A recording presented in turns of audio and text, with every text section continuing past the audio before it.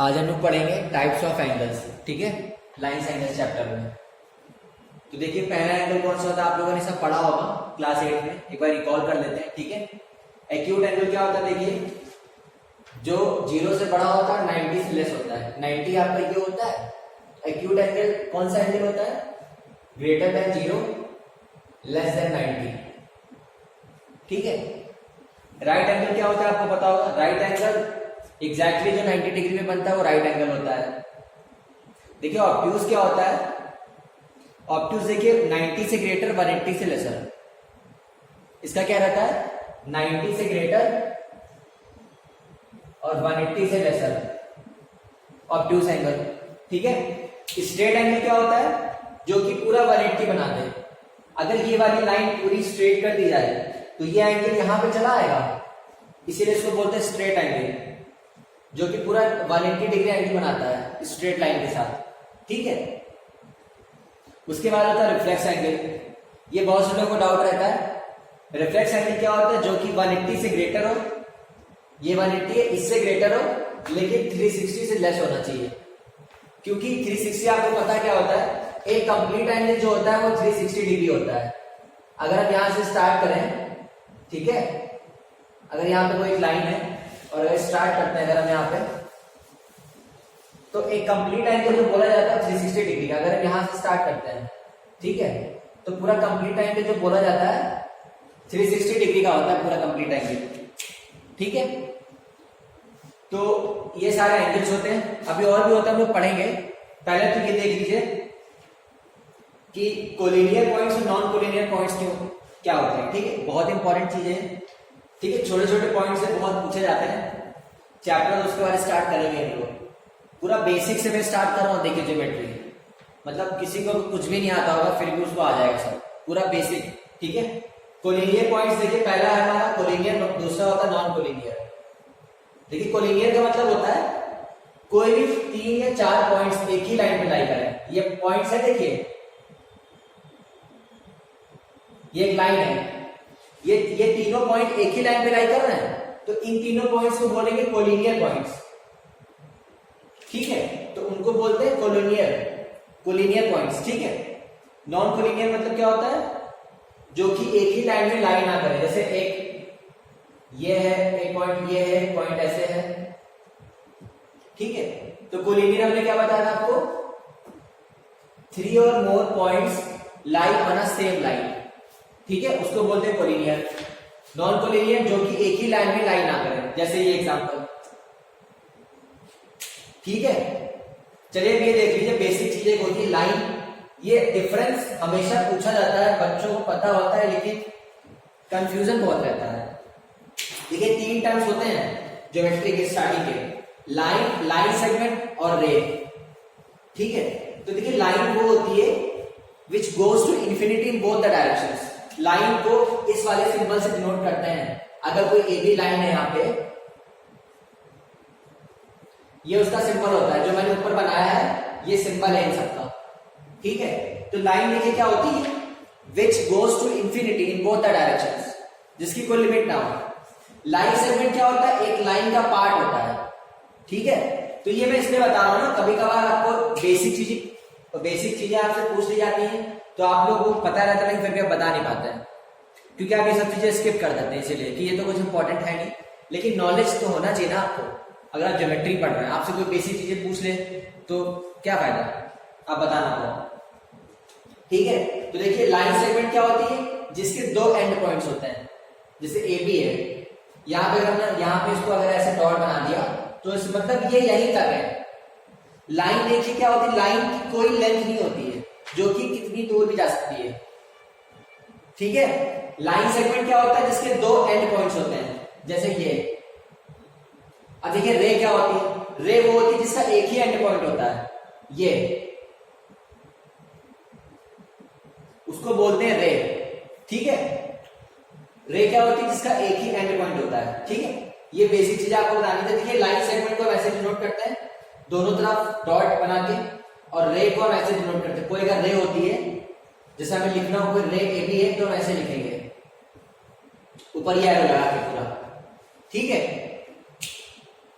ये समझ में आ गया आप लोगों को? ठीक है, ये बेसिक चीजें मुझे आपको बतानी थी। और इसमें एक चीज और होती है, थोड़ा ध्यान से देख लीजिए कि अगर दोनों एंगल्स का सम 90 हो जाता है, 180 हो जाता है, उनको क्या बोलते हैं। ये तो आपने टाइप्स ऑफ एंगल्स देख लिए, ये तो आपने पहले पढ़ के आए थे पहले ही। ठीक है, अब बेसिक चीज और देख लीजिए क्या होती है वो। ठीक है,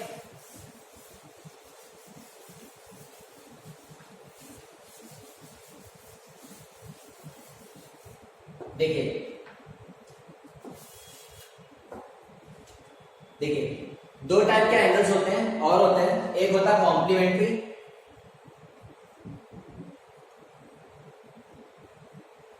और एक होता है सप्लीमेंट्री। ये आप लोगों ने पढ़ा होगा 8th में भी। कॉम्प्लीमेंट्री का मतलब होता है 90, जिनका सम 90 हो जाए।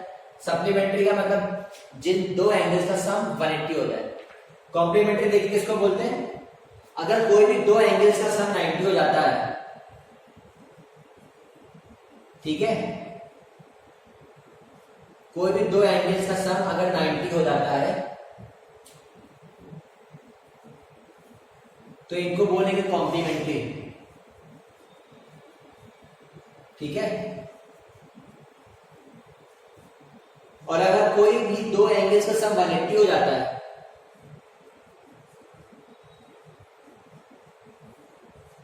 तो ऐसे टाइप के एंगल्स को क्या बोलते हैं, 180 डिग्री। यहां से दो एंगल्स की बात हो रही है। ठीक है, अगर कोई भी दो एंगल्स है उनका सम अगर 180 हो जाता है तो उसको बोलते हैं सप्लीमेंट्री एंगल्स। ठीक है,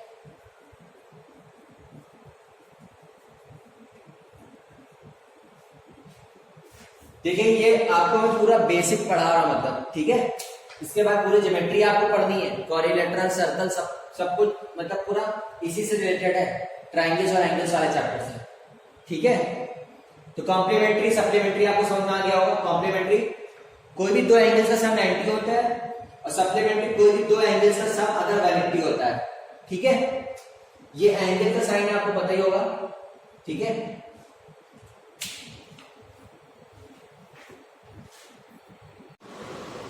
कुछ और भी एंगल्स होते हैं जो आप लोगों को पता होने चाहिए।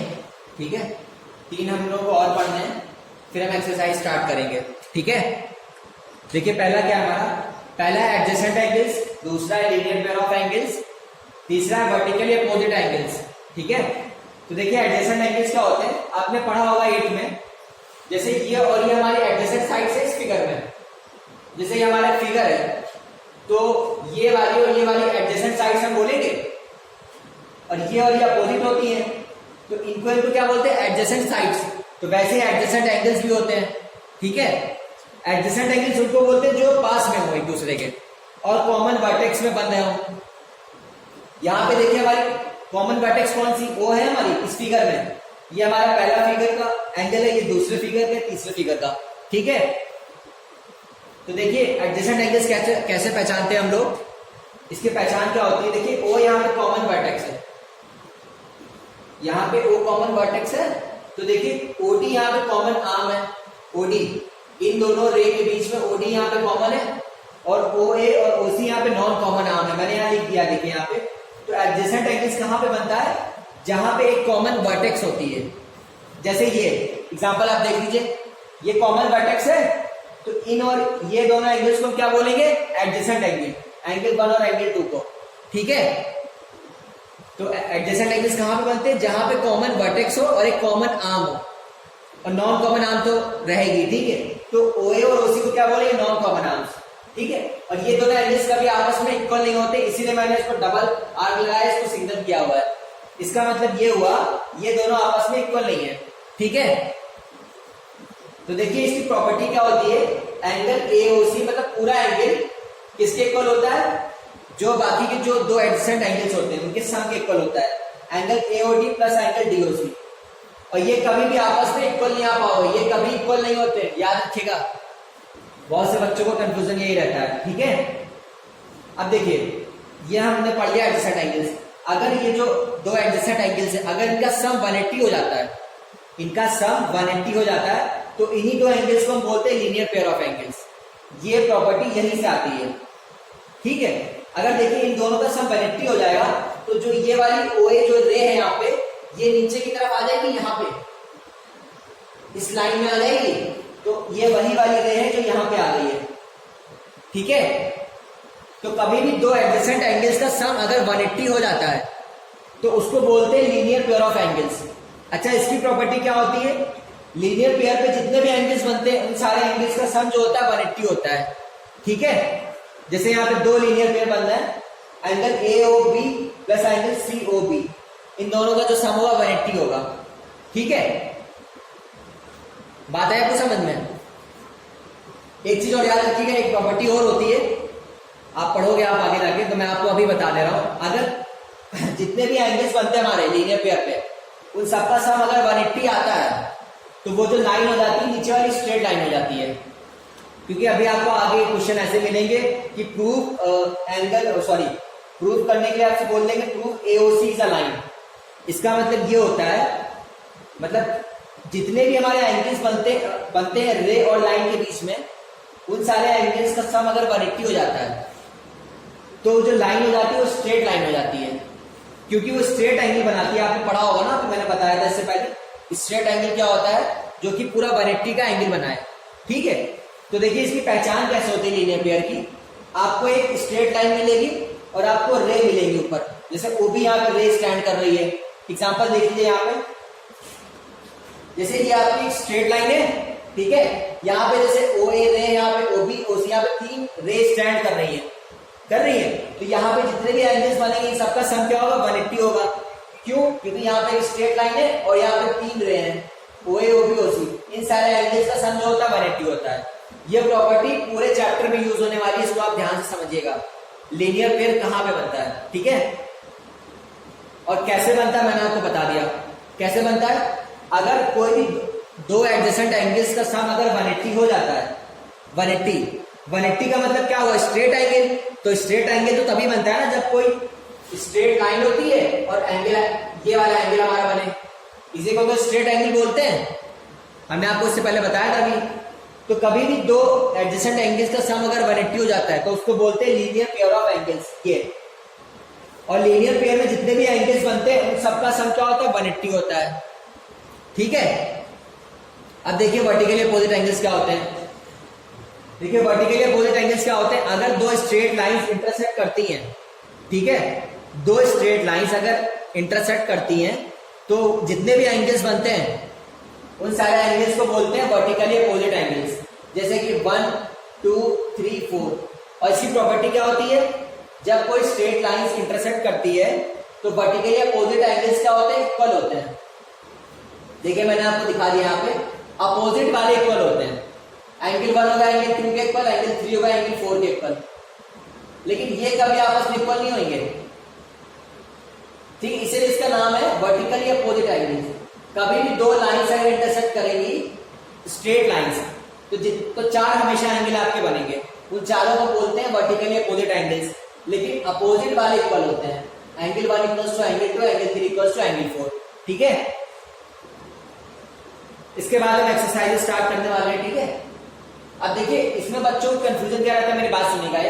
जैसे कि ये एक स्ट्रेट लाइन जा रही है और ये एक स्ट्रेट लाइन यहां तक है, उसके बाद अगर यहां से थोड़ी मुड़ जाती है हल्की सी, तो ये वर्टिकली अपोजिट एंगल्स नहीं बनाएगी।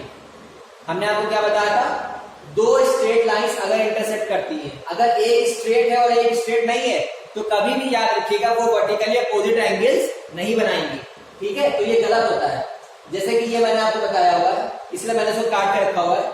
अगर ये एक स्ट्रेट लाइन है और ये यहां से जाके बेंड हो जा रही है तो इसको वर्टिकली अपोजिट एंगल्स नहीं बोलेंगे।